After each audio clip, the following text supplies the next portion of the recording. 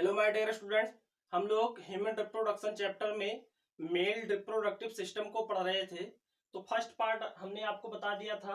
Second part के इस video में हम लोग पढ़ेंगे सेमनीफेरस ट्यूब्यूल से आगे के पार्ट को। ठीक है, तो सबसे पहले हम बात करते हैं कि जो मेल रिप्रोडक्टिव सिस्टम का जो एक महत्वपूर्ण संरचना है जिसको हम कहते हैं शुक्रजन नलिका यानी कि सेमनीफेरस ट्यूब्यूल्स।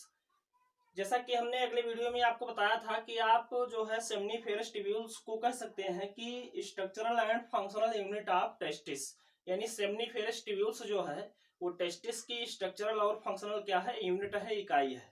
मतलब यह है कि जो सेमनीफेरस ट्यूब्यूल्स है इसी के अंदर क्या होता है, स्पर्म का फॉर्मेशन होता है, शुक्राणुओं का निर्माण होता है। तो सेमनीफेरस ट्यूब्यूल की संरचना क्या होती है और इसमें कौन कौन सी महत्वपूर्ण संरचनाएं पाई जाती हैं उसी को हम डिस्कस करेंगे। तो चलिए आइए स्टार्ट करते हैं। जैसा कि आप देखिए यहाँ पर नोट किया गया है, प्रत्येक सेमनीफेरस ट्यूब्यूल्स के चारों ओर एक मेम्ब्रेनस इन्वलप होता है। मतलब यह है कि जो शुक्रजन नलिका है उसके चारों ओर एक झिल्ली नुमा संरचना, एक आवरण पाया जाता है जिसे हम ट्यूनिका प्रोप्रिया कहते हैं। क्या कहते हैं? जो इसके बाहर एक मेम्ब्रेनस आवरण पाया जा रहा है उसको हम क्या कहते हैं, ट्यूनिका प्रोप्रिया के नाम से जानते हैं। ये क्वेश्चन कॉम्पिटिटिव एग्जाम में पूछा जाता है। ठीक है, ट्यूनिका प्रोप्रिया क्या है? एक मेम्ब्रेनस एनवलप है, आवरण है, जो कहाँ होता है, सेमनीफेरस ट्यूब्यूल्स के चारों ओर उपस्थित होता है। जैसे मान लेते हैं डक्ट है एक, तो ये सेमनीफेरस ट्यूब्यूल्स है, तो इसके चारों ओर जो एनवलप पाया जा रहा है उसी को हम क्या कहते हैं, ट्यूनिका प्रोप्रिया के नाम से जानते हैं। इसके बाद में इस आवरण के नीचे क्या होता है, तो इसके नीचे जनन उपकला का स्तर होता है जिसको हम जर्म लेयर कहते हैं। और जनन उपकला का जो स्तर होता है, इस स्तर में दो प्रकार के सेल प्रेजेंट होते हैं। पहली चीज तो यह है कि सबसे बाहर क्या है, मेम्ब्रेनस एनवलप है, क्या नाम है, ट्यूनिका प्रोप्रिया नाम है। और उसके नीचे क्या है, जनन उपकला है, जर्मिनल लेयर है। और उसमें क्या होता है, दो प्रकार की स्पेशल टाइप की सेल्स प्रेजेंट होती हैं जिनको हम क्या कहते हैं, स्पर्मेटोगोनिया। ठीक है, स्पर्मेटोगोनिया सेल। ठीक है, शुक्रजन कोशिका, मतलब यह है कि ये जो सेल होती है इन्हीं के द्वारा क्या होता है, स्पर्म का फॉर्मेशन होता है। स्पर्म का फॉर्मेशन मतलब ये कोशिकाएं क्या करती हैं, शुक्राणुओं का निर्माण करती हैं, स्पर्म का फॉर्मेशन करती हैं। और दूसरी कोशिका क्या है, सर्टोली सेल। ठीक है, इसको हम क्या बोलते हैं, सर्टोली सेल्स, या इसको हम नर्स सेल के नाम से भी जानते हैं, या इसको हम सपोर्टिंग सेल भी कहते हैं। अब आपको याद रखना है कि जो स्पर्मेटोगोनिया सेल होते हैं ये स्फेरिकल होते हैं और काफी छोटे होते हैं, लेकिन जो सर्टोली सेल्स होते हैं इनकी जो संरचना होती है ये किस प्रकार की होती है, रॉड लाइक, यानी कि ये क्या होते हैं, लंबे होते हैं। जैसे यहाँ पर देखिए एक डायग्राम बनाया गया है और इसमें बाहर का आवरण क्या है, ट्यूनिका प्रोप्रिया है। ठीक है, जो मेम्ब्रेनस है, और इसके अंदर क्या है, दो प्रकार के सेल्स पाए जा रहे हैं। तो ये जो लंबी कोशिकाएं आपको दिख रही हैं ये क्या है, सर्टोली सेल, और ये जो गोलाकार कोशिकाएं दिख रही हैं ये क्या है, स्पर्मेटोगोनिया सेल है। ठीक है, अब इसके बाद में सर्टोली सेल स्पर्म के पोषण के साथ साथ, मतलब ये है, इस पॉइंट से स्पष्ट होता है कि जो सर्टोली सेल्स हैं इनका फंक्शन क्या होता है, तो ये न्यूट्रिशन का काम करते हैं। किसका न्यूट्रिशन करते हैं, स्पर्म का न्यूट्रिशन करते हैं, शुक्राणुओं का पोषण करते हैं, जिससे स्पर्म जो होते हैं वो क्या होते हैं, स्ट्रांग होते हैं। सर्टोली सेल स्पर्म के पोषण के साथ साथ दो हार्मोन्स को भी स्रावित करने में सहायता करते हैं। ठीक है, वो हार्मोन्स क्या है, तो पहला जो हार्मोन्स है उसका नाम है इनहिबिन हार्मोन्स। ठीक है, ये कहां से स्रावित होता है, सेमनीफेरस ट्यूब्यूल्स के सर्टोली सेल्स के माध्यम से। ठीक है, क्या नाम है हार्मोन्स का, इनहिबिन। और दूसरा हार्मोन्स क्या है, एबीपी। एबीपी एबीपी का मतलब क्या है, एंड्रोजन। एंड्रोजन क्या है, हार्मोन्स है, मेल हार्मोन्स। आपको मालूम होगा क्योंकि आप हार्मोन्स क्लास 11th में आपको हार्मोन्स पढ़ा चुके हैं, तो उसमें आपको एंड्रोजन बताया गया होगा कि ये मेल हार्मोन्स है, एंड्रोजन। तो ए का मतलब एंड्रोजन, बी का मतलब क्या है, बाइंडिंग, और पी का मतलब क्या है, प्रोटीन। मतलब एंड्रोजन बाइंडिंग प्रोटीन, यानी एबीपी क्या करता है, एंड्रोजन को बाइंड करने वाला प्रोटीन का फॉर्मेशन करता है, तो इसीलिए इसका नाम दिया गया है एबीपी, ठीक है, एंड्रोजन बाइंडिंग प्रोटीन।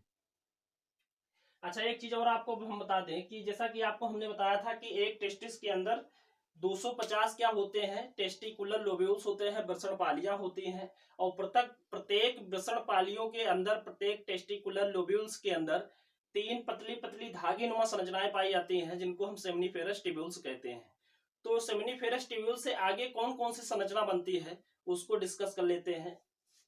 तो यहाँ पर देखिए हमने लिखा है पहला पॉइंट, सेमिनिफेरस ट्यूब्यूल्स यानी शुक्रजन नलिका। अब शुक्रजन नलिकाएं आगे चलकर आपस में फ्यूज हो जाती हैं, यानी कि ये सेमिनिफेरस ट्यूब्यूल्स जो है आगे चलकर कई संरचनाएं बनाती हैं, ठीक है, और कई संरचनाएं जो बनाती हैं मतलब और इनका जाल बनता है, उसको हम कहते हैं ट्यूबुलाई रेक्टाई, ट्यूबुलाई रेक्टाई के नाम से जानते हैं।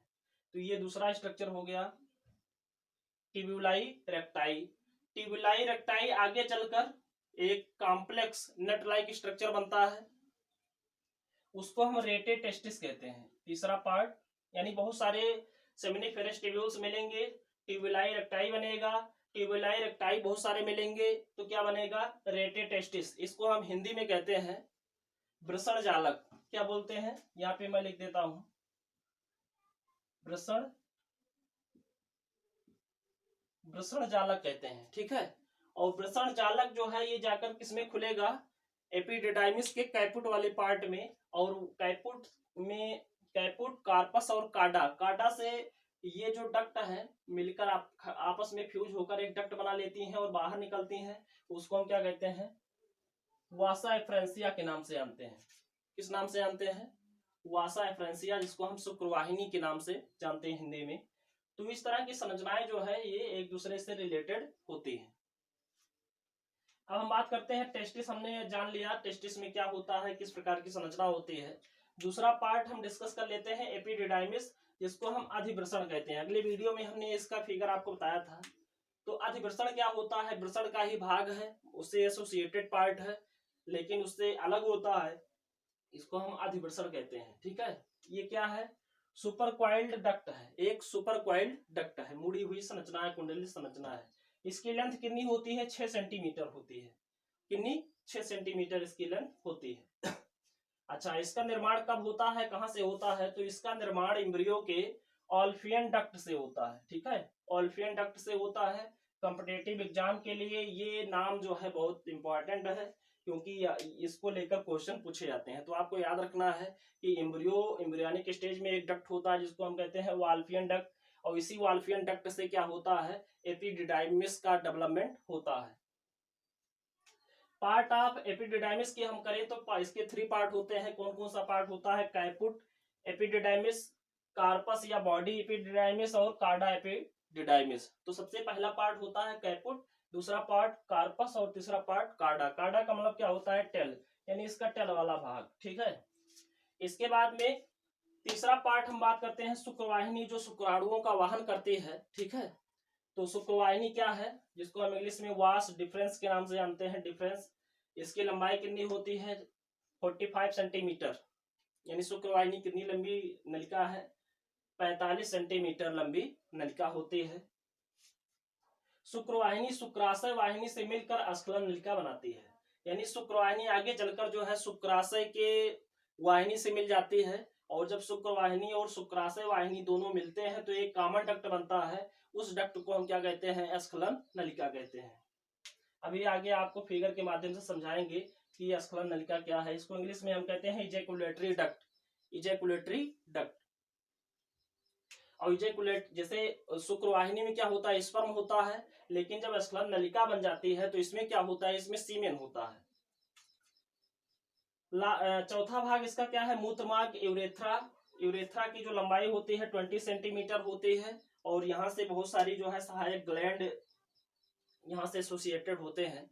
तो जब हम आपको जो है सहायक ग्रंथियां पढ़ाएंगे, जनन से संबंधित सहायक ग्रंथियां, तो वहां पर डिस्कस करेंगे डिटेल में। यहाँ पर आपको ऐसे केवल समझना है कि मूत्रमार्ग जो है रिप्रोडक्टिव पार्ट का एक भाग है, जिसकी लंबाई 20 सेंटीमीटर होती है। और इसका 5वां भाग है पेनिस।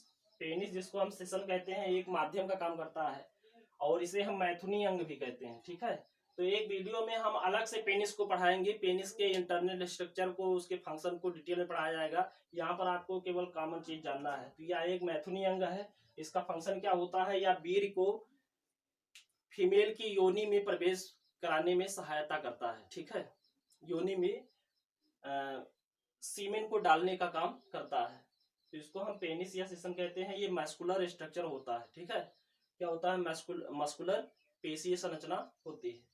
आगे एक फिगर समझ लेते हैं।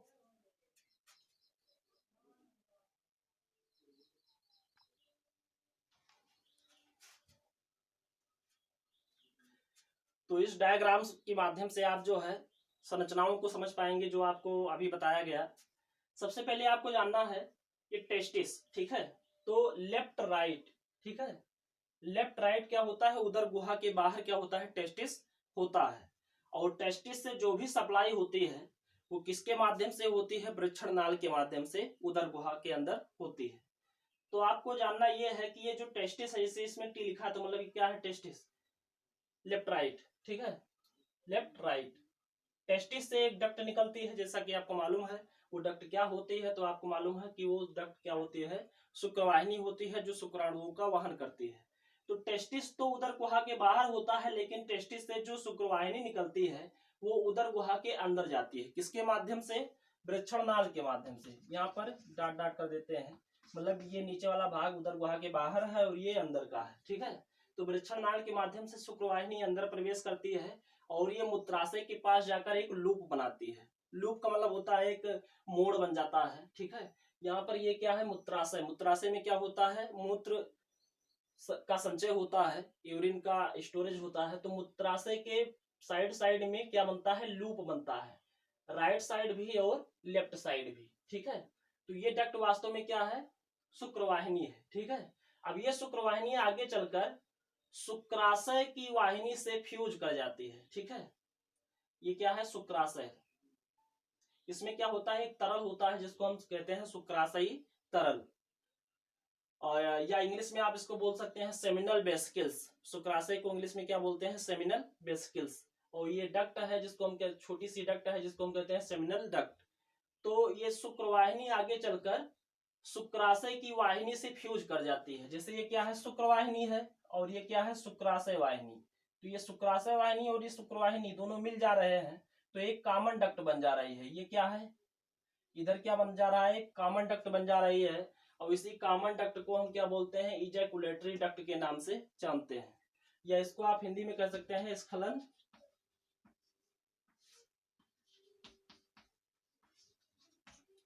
इसको आप कह सकते हैं स्खलन नलिका। अब शुक्रवाहिनी में तो क्या होता है, जैसे इसमें क्या है, इसमें स्पर्म है। ठीक है, इसमें क्या है, इसमें स्पर्म है। लेकिन अगर हम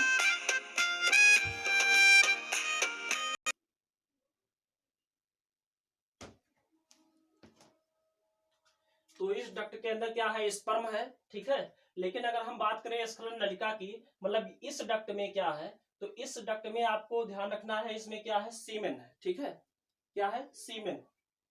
सीमेन को हम हिंदी में क्या कहते हैं, बीर के नाम से जानते हैं, बीर के नाम से जानते हैं। मतलब अभी इसका निर्माण कैसे होता है, तो जब स्पर्म, ठीक है, जब स्पर्म और शुक्राशयी तरल आपस में मिल जाते हैं तो किसका निर्माण हो जाता है, सीमेन का निर्माण हो जाता है।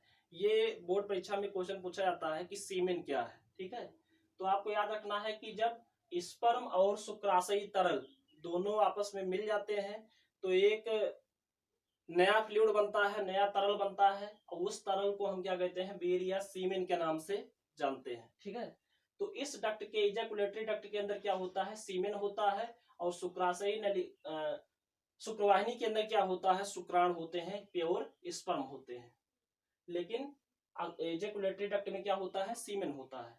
ठीक है, तो ये बात आपको समझ में आ गया होगा। अब शुक्राशय के नीचे, ठीक है, यानी कि जहां पर इजैकुलेटरी डक्ट और मूत्र मार्ग का जंक्शन होता है तो यहाँ पर चारों ओर एक ग्लैंड पाई जाती है। इस ग्लैंड को हम कहते हैं प्रोस्टेट ग्लैंड। ठीक है, क्या कहते हैं, प्रोस्टेट ग्लैंड के नाम से जानते हैं। ये कहां पर होती है, मूत्र मार्ग और इजैकुलेटरी डक्ट जहां पर फ्यूज करते हैं उसी रीजन के चारों ओर एक प्रोस्टेट ग्लैंड उपस्थित होता है और उसी के जस्ट नीचे एक और ग्लैंड उपस्थित होता है जिसको हम काउपर ग्लैंड के नाम से जानते हैं। किस नाम से जानते हैं? काउपर ग्लैंड के नाम से जानते हैं। तो अलग वीडियो में इसको डिस्कस करेंगे डिटेल में। और ये पूरा का पूरा क्या है? मूत्र मार्ग है, ठीक है। और मूत्र मार्ग का जो सबसे अगला भाग होता है इसको हम क्या बोलते हैं? पेनिस के नाम से जानते हैं। पेनिस हिंदी में इसे क्या कहते हैं? सिसन। ये मैथुनांग है। तो इस तरह से ये पूरा का पूरा जो है कॉम्प्लेक्स स्ट्रक्चर जो है मेल रिप्रोडक्टिव सिस्टम में उपस्थित होता है। अगले वीडियो में हम लोग चर्चा करेंगे प्रोस्टेट ग्लैंड और काउपर ग्लैंड को।